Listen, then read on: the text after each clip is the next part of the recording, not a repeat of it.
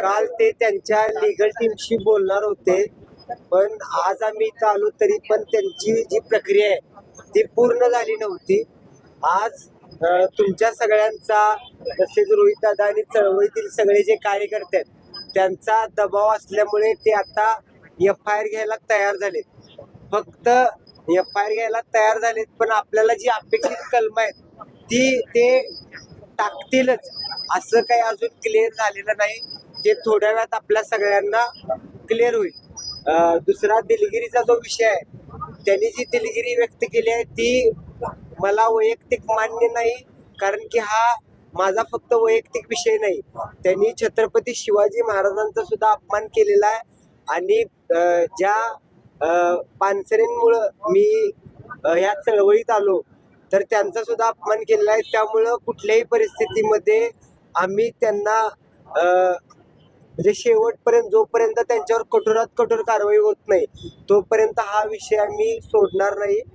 अजून सगळ्यात महत्वाचं आपल्या माध्यमातून मला सांगायचं आहे, कारण की ते वारंवार खोटं बोलतात. मी आत्ताच त्यांची थोड्या वेळापूर्वी दिलगिरीची बाईट बघितली. हे पुस्तक तुम्ही झूम करू शकताय. या पुस्तकाच्या मुखपृष्ठावर पानसरेंचं नाव आहे. ते तरी सुद्धा प्रेस कॉन्फरन्स मध्ये म्हणतात की याच्यावर लेखकाचं नाव नाही. तुम्हाला हे दिसेल, मुखपृष्ठावरच नाव आहे. त्याच्यानंतर ह्याच्या आत सुद्धा या पुस्तकाचे जे लेखक आहेत गोविंद पानसरे त्यांचं नाव आहे, आणि हे सोडून आत 3 ठिकाणी पानसरेंचं नाव आहे. तरी सुद्धा तेच म्हणतात की या पुस्तकावर नाव नाही. मी डायरेक्ट प्रशांत आंबीला फोन केला, म्हणजे प्रशांत आंबी का प्रकाश आंबी अजून सुद्धा बहुतेक त्यांची अजून उतरलेली नाही आहे, त्यांना माहीत नाही.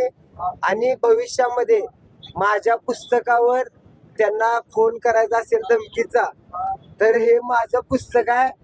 ह्या पुस्तकाच्या संबंधी फक्त त्यांनी वाचावं, आणि आत काही त्यांना शंका असेल, अजून काही त्यांना आक्षेप असेल, तर ह्या पुस्तका संबंधी लेखक म्हणून कायदेशीर मार्गाने मला काय कायदेशीर नोटिसा वगैरे पाठवायच्या असतील तर त्यांनी पाठवाव्यात.